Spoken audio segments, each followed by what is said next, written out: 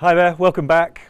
I hope you had a good workshop or session, either accessible information formats or the gaming demonstration. That's the one I ducked into. Looked fantastic. Sightless Combat, showing how he plays computer games and explaining some of the obstacles that people face with disabilities and some of the ways of getting around them, and showing off his gaming skills, obviously.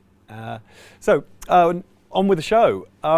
We started the day talking about the business case for accessibility. We listened to a panel earlier talking about, of business leaders talking about their experience and the business interest in accessibility.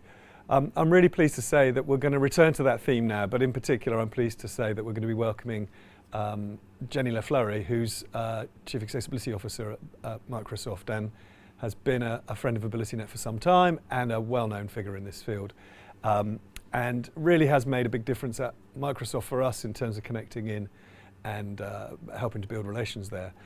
She's going to be talking to Casper Klynge, who's new to Microsoft, joined earlier this year.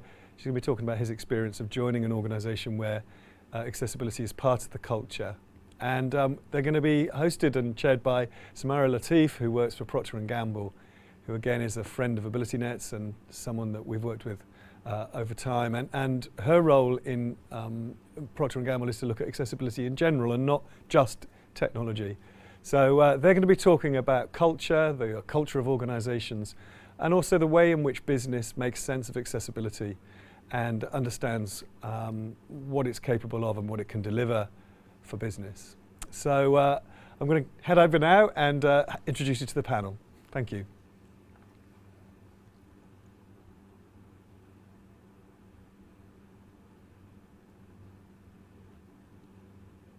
Everyone. So my name is Sam Latif. It's Samara Latif, you can call me Sam. So as Mark said, I'm P&G's accessibility leader. And in case you don't know P&G, we're kind of all over your home. We mainly are in cleaning and beauty and grooming as well. So you're probably familiar with some of our brands like Ariel in Europe and Tide in the US. And we have Gillette, Pampers, Head and Shoulders, and many, many more brands. Today, I have the pleasure to have an insightful conversation with two brilliant individuals who are pioneering, high-impact individuals and advanced in their unique areas of work. And they both happen to work at Microsoft.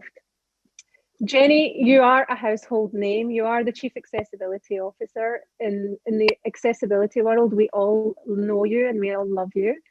I think we first met over 15 years ago. I don't know if you remember that interaction, but a senior IT leader at P&G connected with someone at Microsoft and who put me in touch with you and to talk about accessibility a long time ago. And Jenny, you're really professionalizing accessibility. You're recruiting people with disabilities. And that's so important because only 31% of people who are working age are in employment. So it's a topic that's really close to my heart. And I've seen firsthand how easy it is to discriminate towards people with disabilities. So I really applaud you for that. But also you're creating positive, meaningful experiences with technology, making a positive impact in lives of people with disabilities, people like myself. I absolutely love seeing AI. I love the Be My Eyes disability help desk that you got, and also just to be able to do my job. If it wasn't for Microsoft, I couldn't do my job. So I really, appreciate everything that you've done to make my life easy from an accessibility point of view. Casper, I do not know you yet, but Casper, you're the head of European Government Affairs for Microsoft. And prior to that, you had a diplomatic career as an ambassador for many different countries around the world. And prior to joining Microsoft, you were also Denmark's first and probably the world's first tech ambassador. So perhaps we can start here, Casper. What is a tech ambassador? And why does a company like Microsoft need someone working with government affairs? Oh, and by the way, my cat's just walked in, so he's going to meow, but just ignore that. So yeah, over to you, Casper. Well, thanks very much, Sam. And I think your cat will give a nice touch to this conversation. And let me just say from the outset that I'm fairly humbled to be having this conversation, both with you, Sam, but also with Jenny. And I also want to, be blunt from the beginning here to say that I have a steep learning curve in better understanding this accessibility discussion and what we need to be doing and how we put that into policies and also the technologies that we're working on in Microsoft. So I think I'm as much here to learn as I am to share sort of insights from my side.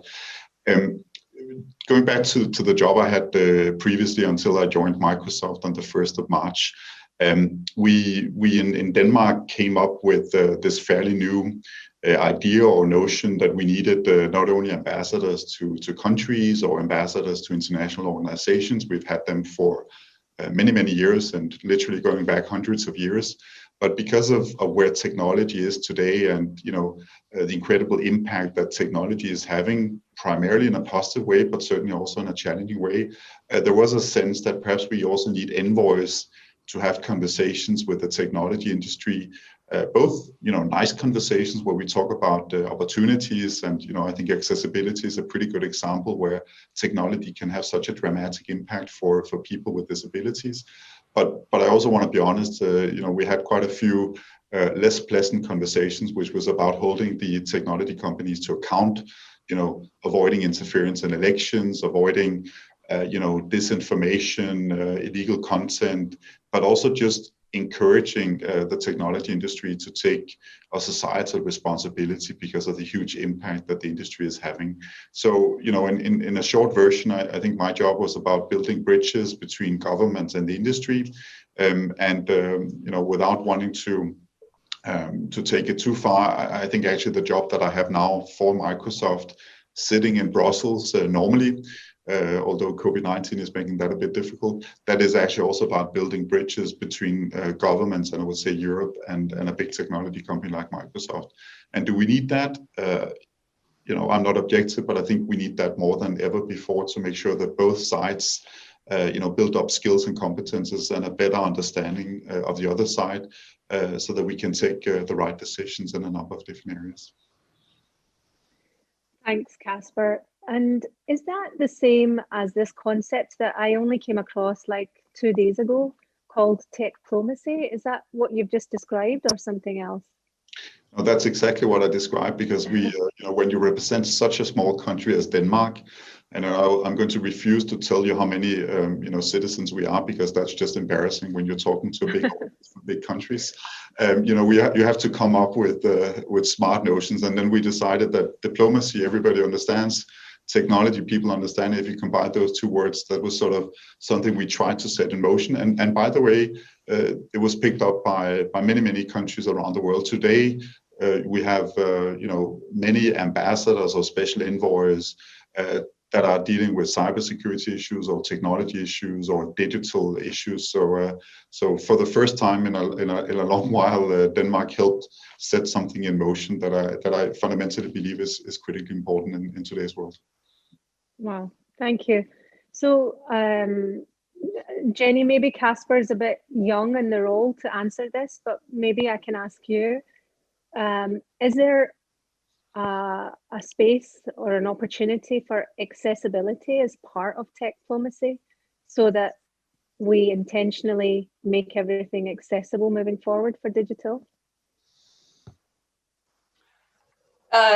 I've got a big grin on my face for a reason. That's exactly why I'm so excited that Casper's with us today, and Casper's joined the company. And I remember sitting in the audience a few years ago when you were in your previous role, sort of just like, oh my gosh, we need this, because I think societal areas that Casper, you've put your arms around over years.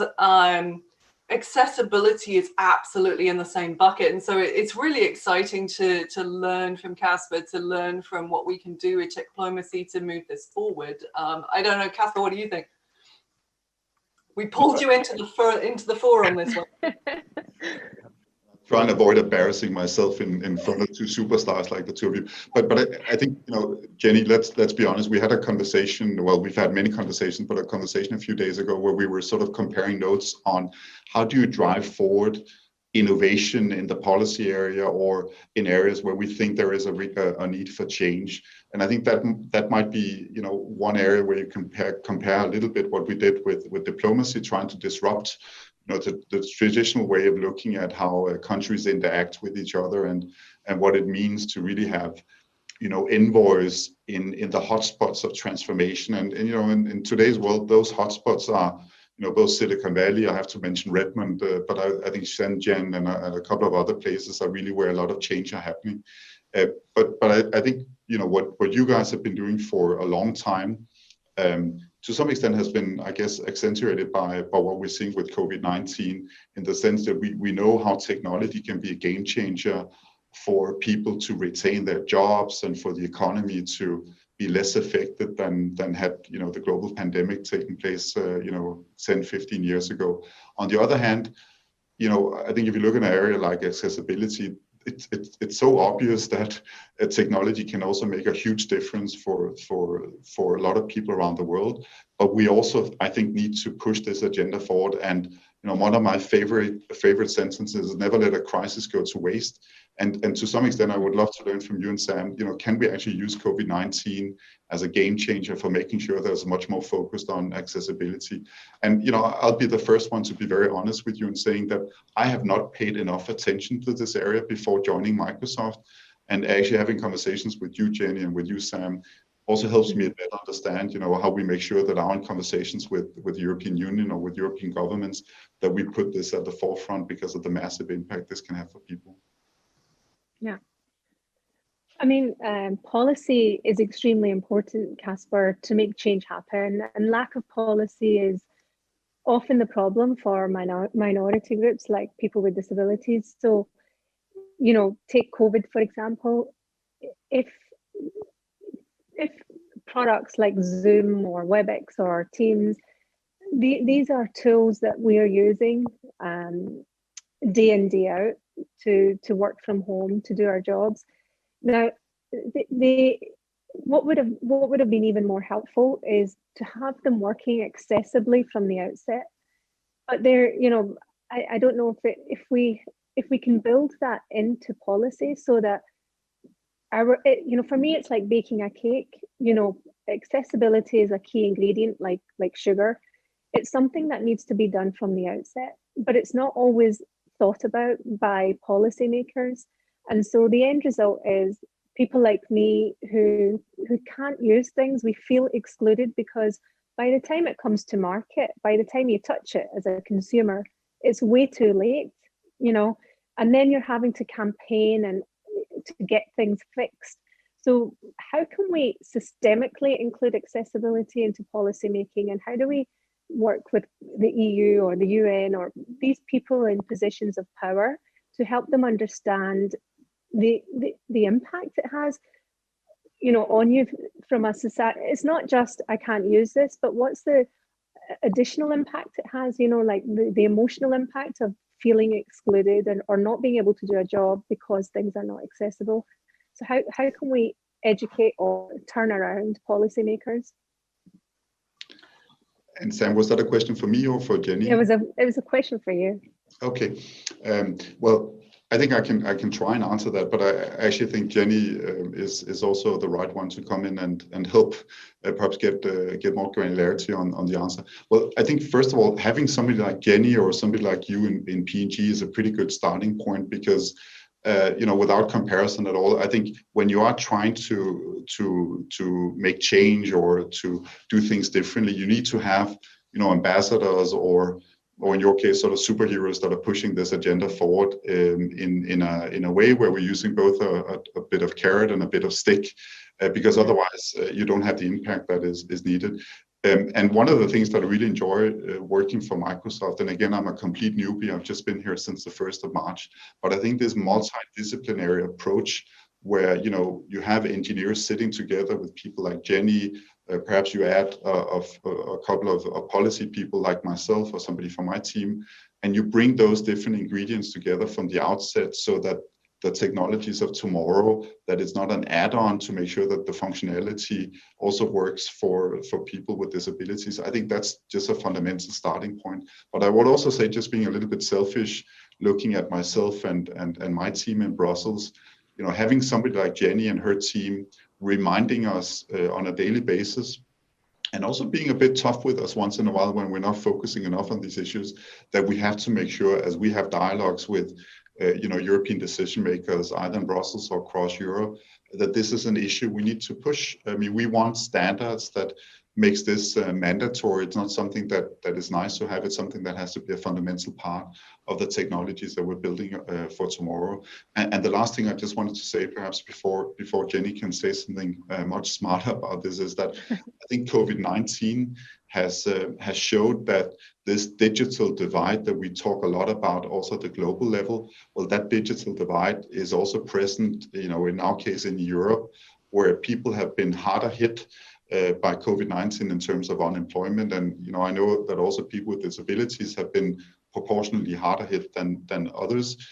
We have to make sure also as a technology company that we take our responsibility very seriously to make sure that we have inclusive technologies that really caters for the kind of complexities that the worlds are facing. And again, I think COVID-19 is a game changer that we should take advantage of. Yeah, you can't play the newbie card anymore, Casper. When does that come out, Jenny? It's gone. And Sam, I have to love that your cat is appearing in the background in this. Can you see him? I wasn't sure. Yes, definite guess in this. I think Casper's got it so beautifully right here. It just in terms, of course, might know what he's doing maybe a little bit, but the beauty of accessibility is that when it comes to policy, at least, is that this becomes table stakes. When you have table stakes accessibility set within accessibility regulations and policies, it sets the bar for where companies need to achieve. And it sets that goal line, at least minimum bar. And I would never want it to be the goal. Because as we know, the policies are woefully behind the use of technology, but it sets a line that companies can get after in terms of understanding what they may need to do. Or if it doesn't exist, it becomes kind of, how can I innovate and create? And sometimes that leads to incredible, beautiful results. And I love that you had Sightless Combat on before this, who's a blind gamer and has really innovated within the gaming infrastructure and an amazing gaming accessibility world that's popped up without a lot of accessibility policy and regulation. But also, it's definitely an area where I'd much rather have at least a lot more in that. The challenge then is kind of your point, Sam, of making sure that we all have technology that we can need and use and work and live. You quoted some stats there of, was it 31% in the workforce in the UK? The number here in the US is 20%. And I think, and then you look at the unemployment rate on top of that in the US, that's double that of people for people with disabilities versus not. So we're looking at 13.4% of that 20% are also out of work, as opposed to 66% non-disabled yet, being in the workforce, and 7.6%. So you've got a massive gap, and technology has a big part to play in that. And I would say COVID has been one of those amazing sort of learning periods for us, where we did have at least that minimum bar, but we've also had to learn a lot during this period. Teams as one example, we had. We were lucky enough to really be ahead of the game on this in so many ways. Clearly not perfect, but ahead of the game, thanks to honestly our blind community partnering deeply with our engineering team on it a couple of years ago, which has continued. But did we have it set right for every aspect of the disability community? No. We learned very quickly that captioning was utterly invaluable. That grew 30x overnight in Teams. But we've also had to add in a lot of additional features, and there's some, also in the works for sign language interpreters, for example, and some other situations that we've learned. So it's an iterative process. But I think it really is the building blocks of having policy on top, and then the operations on top of that help to make it a reality. Does that help, Sam? Yes, it does. And I have a particular idea or example where I think policy, if we could build accessibility policy, we would really transform people's lives. So Casper, I don't know, do you know what audio description is? Don't. So basically, blind people, it's the opposite of captioning, I would say, and it's a service for the blind. So if you're watching a film or an advertising, there's a voice that describes what's going on visually in the screen, like the robber jumps onto the bed or whatever it might be. And that's a separate track that you can put on your TV. You can turn it on like captioning. Are you with me? I am, and I've actually tried that without knowing what the terminology. Oh, is it annoying you? Yeah, it tells you everything you're seeing. Yeah. So this is like gold dust for blind people. It's something that almost every Hollywood film has built in. So, some of the major filmmakers are already doing this. P&G is the only advertiser probably like globally doing this yet. But we're only doing it in the UK, Spain, and the US. And the reason we're not doing it in other European markets yet, primarily, is because there isn't a policy. The governments haven't enforced this. They're not asking companies to do this. So as a result, in many countries, blind people have never even tasted audio description. And that really, it really makes me so sad to know that people like me in countries like, Italy, I don't want to name them, but many countries cannot see films with audio description. They cannot see advertising with audio description. And yet we as P&G want to do it, but there's more than one player here, that we need governments to set down policy maybe. We need, broadcasters to be committed to provide the pipes that will broadcast the audio description. And then we need content creators like P&G to provide that audio description. How can we get something like this in place? Because it doesn't cost a lot. It only costs $300 to make one ad with audio description. Nothing. It's peanuts for us to do. Yet it really impacts hugely on the blind community. But how can we make this a reality in every country? Well, if I say a few words to begin with, and then again, Jenny, you will probably say something a lot more insightful than I will. I am European, as you can note out here in my accent, and I do think that policy reigns supreme in a lot of these areas. So a good starting point, I would assume, is to make sure that these requirements are built in as a pretty standard thing in our policies.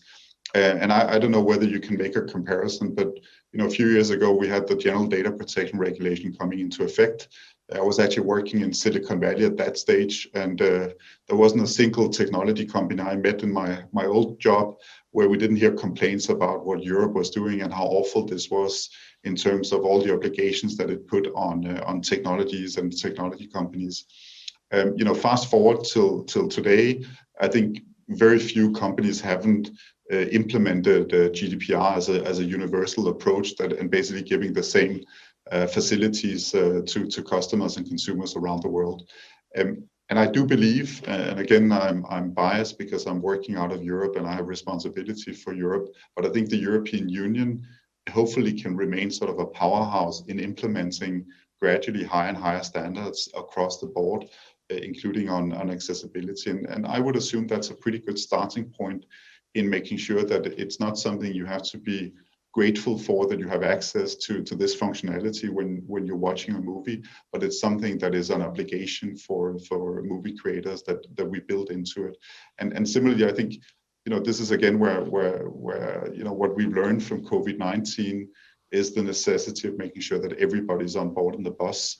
This digital divide, of course, is perhaps more evident on accessibility than any place else. But I just want to say, people all over Europe, including in Europe, that are without access to broadband, that simply doesn't have the possibility to maintain their jobs because of lack of access to technology. And again, I don't claim that I fully understand or have insights around accessibility, but I would assume, that's almost a double stammer for people with disabilities. If you don't have access to the critical infrastructure, that's a bad starting point. But then if the technologies are not set up to make sure you have basic functionality around accessibility, that's an addition on top that makes it very difficult, certainly during a global pandemic, but also wider than that. So in your role as, in your relationship with the European government, is that something that you would be able to advocate for, or do we do it individually?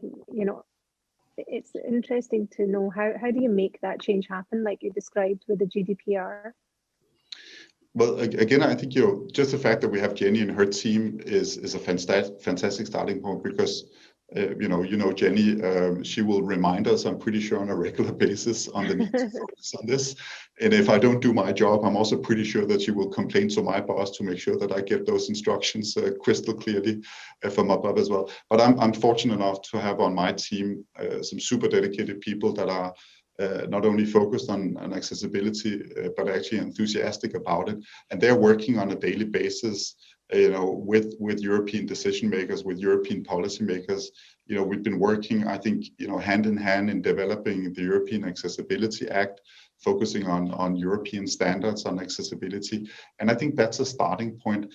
But with all other policy work, of course, Rome was not built on one day. It's a continuous effort where we have to remind everybody. And again, one of my concerns, and I hope that I'm wrong on this one, is that we're focusing a lot similarly on sustainability. And I think we had some concerns, would COVID-19 take away the focus on sustainability? And I think similarly, perhaps as we look at accessibility issues, we need to use the global pandemic as an opportunity to do more. But I guess we also have to be absolutely sure that we ring fence the progress that has already been made on accessibility, and make sure that this crisis is not misused to lower the attention or to not focus on the next steps necessary.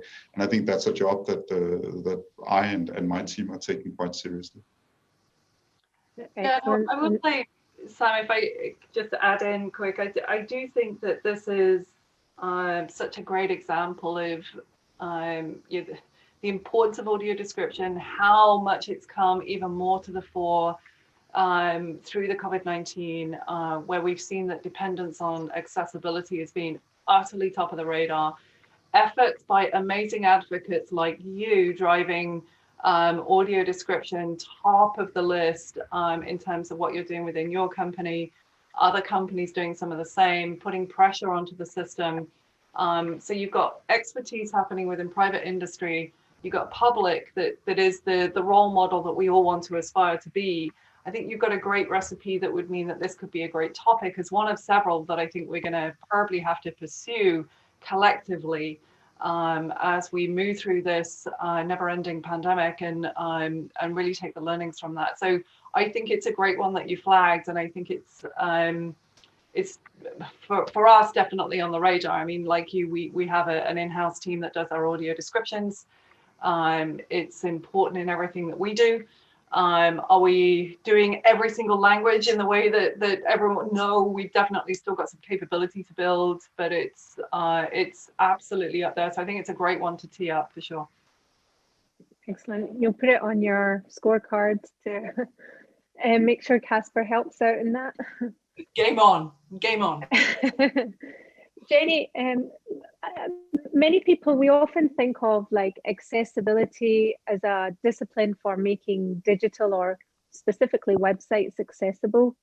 But, you know, how about, you know, thinking about accessibility in a more broader, delightful experience, like, you know, doing your grocery shopping or booking a holiday. For me as a blind person, I love shopping with Tesco, which is a UK grocery retailer. I love using their app. It's very accessible, good fun to use. But even if I go to the store, it's a really good experience. Their staff are intuitive, helpful. You know, I can get my grocery shopping done in any way I want, with tech, without tech. When it comes to booking a flight, for example, I can't do that independently at all. You know, the websites suck. They're not very good at all. I can't do it. I have to ask someone else. I feel uncomfortable, and so I don't probably book as many flights as I want. You know, what are your thoughts around thinking about accessibility more holistically? And are you doing any of that in Microsoft?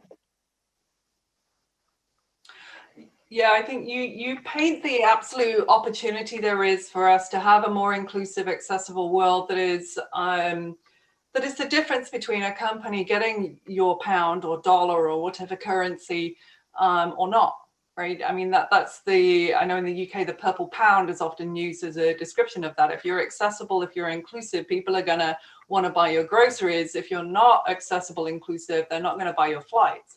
In more fundamental parts of life, that could be the difference between access to education, access to employment, and different scenarios. So yeah, I mean, I think accessibility is an ecosystem. And so while we may look at each individual area of it, and by the way, I don't think that's just the nerdery. I think that's a lot more than just a piece of code. You know, Microsoft, we look across all of the different dimensions of the company and just say, is our hiring process there? Do we have physical accessibility at the bar that we want? Do we have internal accessibility in tools, as well as the different pieces of Word or Excel or Xbox and what have you? Our supplier and procurement processes, is it embedded in our sales and marketing conversations? So we're getting awareness of accessibility out to our customers. So we look at it as the ecosystem, and then within that ecosystem, there's clearly different scenarios that we go deep on. Tesco's isn't on the list, Sam. So, you know, I've clearly got to take that one back. Although, my gosh, do I miss Tesco's? She says sitting in Seattle. I'm very jealous. I would love to go to Tesco's. But we do look at work scenarios. We do look at play scenarios. Clearly, we're a big gaming company. We do look at different scenarios like navigation, and as you've probably seen with Soundscape and 3D audio to help you get to Tesco's, and then seeing AI once you're in Tesco's. So sometimes it's how you put the building blocks together. And I think holistically, are we at the point where I feel like I've got a complete horizontal lens? No, there's probably a lot more that I need to do there, but we do look at this at a human level as opposed to a code level, if that makes sense. And it all accrues up. So when I mean human, it's kind of how is somebody opening that Word document, getting into it? How's that usability experience? How are they then posting it to OneDrive? You know, and then you tack on other things for that as well. So yes, does that give you some sense? Yes, no, absolutely. Another question is for you, Jenny. What is the biggest barrier, in your opinion, to implement accessibility in an organization like Microsoft? So I feel really lucky. I'm coming up 5 years in this role, and you're 16 years at Microsoft. I originally started across the pond to work on Hotmail in London many years ago, and moved into this. And it's been fascinating to see the journey, how it's evolved over time, and to see how it's kind of slowly grown in areas. And that's not to say it's been a gorgeous, ever increasing graph curve going up the right way. It's definitely had roller coaster moments.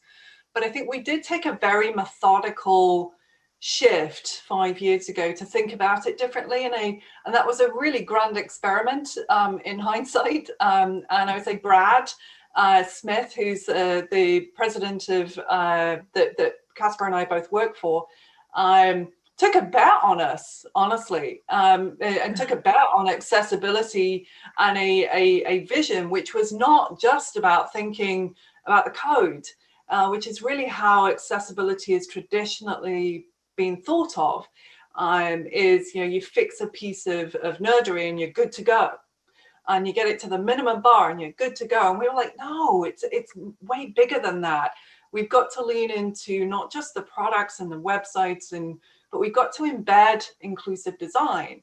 We also have to think about the people processes, because if you have talent with disabilities in the core of the company, that ecosystem just drives itself. You've got people with disabilities giving us the feedback we need and telling us when things are right and also when things are wrong, that empowers us to keep the cycle moving. So we also really put a kick into hiring talent and really amplifying talent and empowering talent with disabilities, and then moving into lots of other areas. We actually built an accessibility maturity model to evaluate where we were at and then sort of manage it over time and measure it. In fact, I was even last week walking the SLT through where we are with our maturity model and what we need to hit on now. And so with every step of the process, I think there's been different challenges. And I think, everyone's like, well, you have an advocacy role. And I would say that after 5 years of pushing this motion forward, this is an operations job. This is a role where you have to understand where you are, deeply get curious about what the issues are, and then advocate and problem solve for those to be addressed systematically. So you're not fixing it every year, you're fixing it once and done. Generalized problems, there's always more to do than time in the day. Prioritization is key, whether that's, again, a piece of code or it's what talent pool are we going to go after. Budgets, just making sure that we've got all the dots tick and tied. And I would say education and understanding of accessibility is not where I'd ideally want it to be. I am so thrilled that, like, Casper, you're joining open my, let me learn, soak this up, take this forward, because I want everyone to learn the basics of accessibility, what it is to be a person with a disability, the reliance and dependency we have on technology and other components, and be able to talk about that, amplify that with confidence. So yeah, three things that are definitely challenges as you go through, and it depends where you are as to where they come up. Thank you. Yeah, I would love to learn more about your maturity model. Jenny, maybe we could take that offline as well. I'd love to know how it works and whether I can pinch it.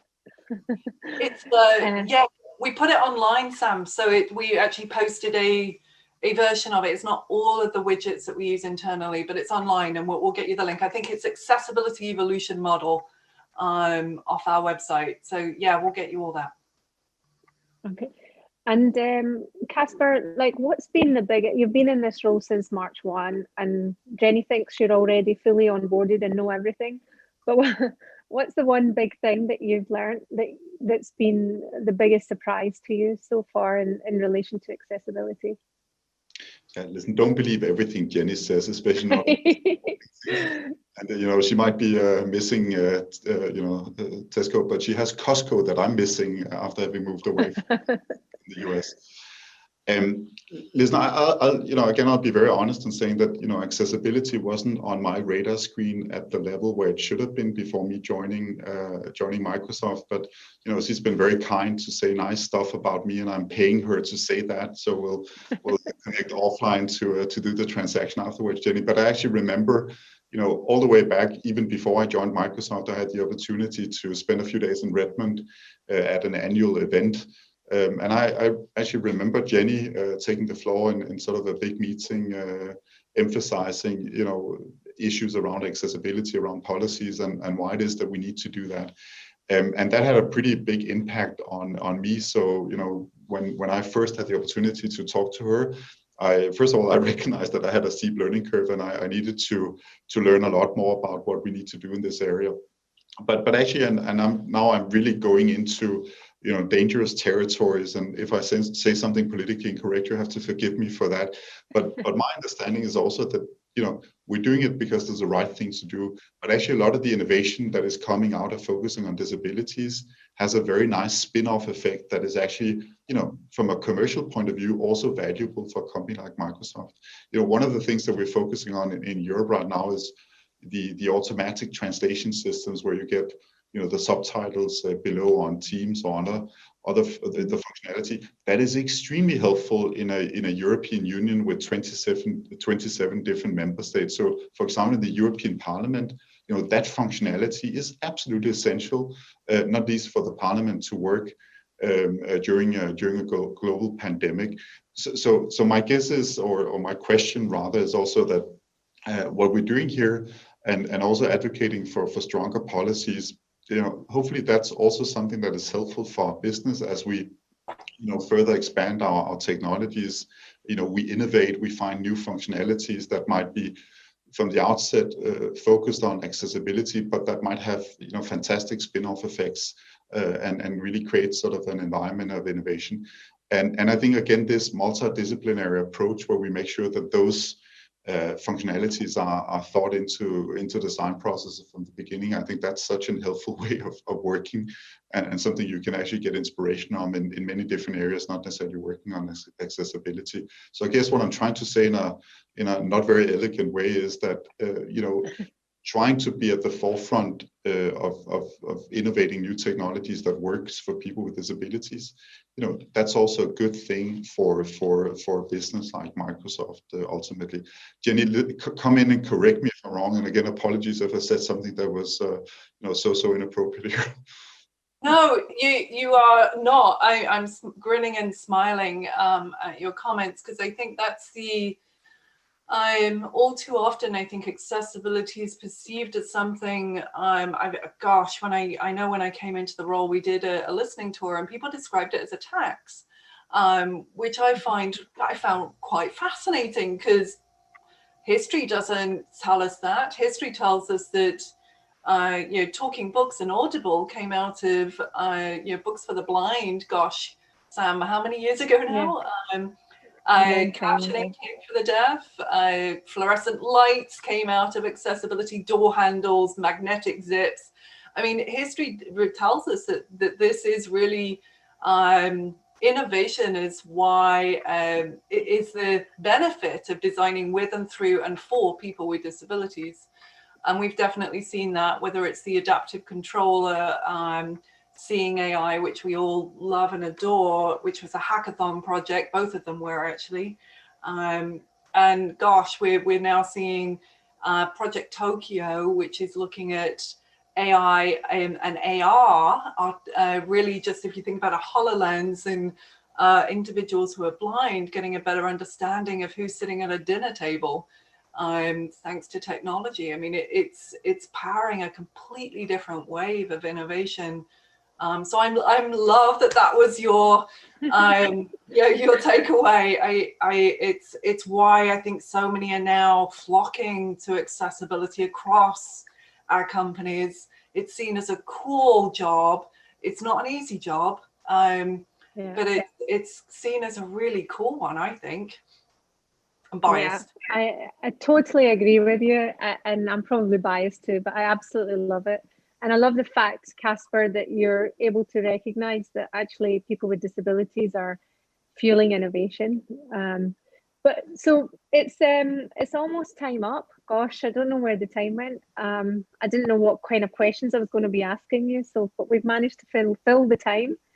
But as a closing remark, I was wondering if you were going to summarize your thoughts into a comment or a tweet to leave something with listeners or viewers, what would that be? Jenny, you go first here, because I have to I was going to throw it for you first. I I would thought say, I'd finish putting you on the spot. yeah, I love it. I'm like, oh, okay, I'm drinking coffee. My clogs are turning as fast as they can. You know, I think that accessibility has never been important than it is today. I think that if we say nothing else, that's the nature of the beast. And we've done so much as an industry, and I'm not talking about one company, I'm talking collectively, because we have been powered by talent with disabilities that have really fueled that going forward.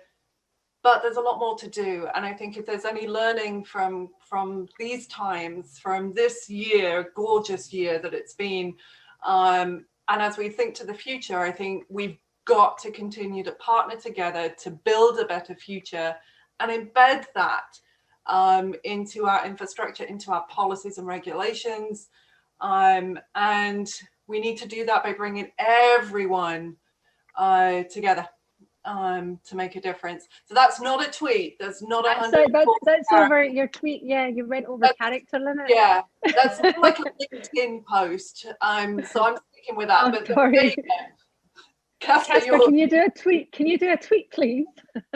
There was 25 tweets and 3 LinkedIn. Actually, I mean, I will fail at this one as well, but I actually wanted to tell you a sort of small anecdote from my own team in Brussels.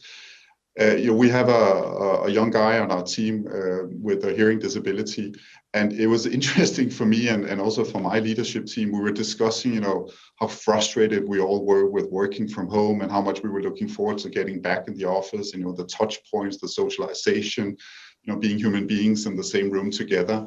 And then, this guy came forward and said, he'd never had a better time than during COVID-19 because he could use the technologies that we have. He was on Teams. He never had a problem understanding the discussions and participating in the discussions.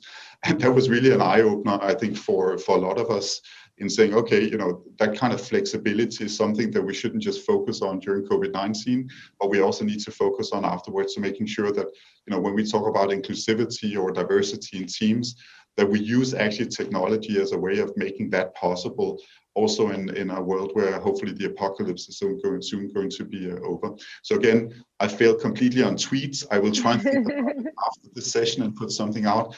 But I think this sort of constant learnings from looking at that is something that is having an impact on a lot of us, including those of us who haven't paid attention enough in the past. Absolutely. And I think this is just a start. It would be great to keep, the dialogue going across the industry. So I really appreciate the fact that you joined TechShare and came along and had a fireside chat, and you were thrown in the deep end, Casper, I think. So well done. And Jenny, thanks very much as usual for pushing accessibility with our new government affairs person at Microsoft. So Casper and Jenny, thank you very much. Pleasure. Thanks a lot. And thank you guys from the studio here, Jenny, Casper, and Sam. That was fantastic. What a brilliant way to roll all that conversation up together. Sam, you did a fantastic job in the chair. Thank you. Jenny and Casper, brilliant to hear what's going on inside Microsoft, and in particular Casper. Great to hear the real story. As you say, the learning that you're doing. Along the journey of being within Microsoft, and the contrast to your understanding before. And I think it really does set us all, I'm treating us as the accessibility community, looking outwards at what's going on around us. And I think this is a great time to be making the case for accessibility and telling people why this is important. I don't think there's any reason why we should worry about emphasizing the business benefit that Casper mentioned, the innovation that comes, the market reach, all the other things that we've talked about today, but also just understanding who's involved in this conversation and where they may be starting from and where they're going to go to next. So what a fantastic session. Thank you so much for joining us and for sharing your thoughts there.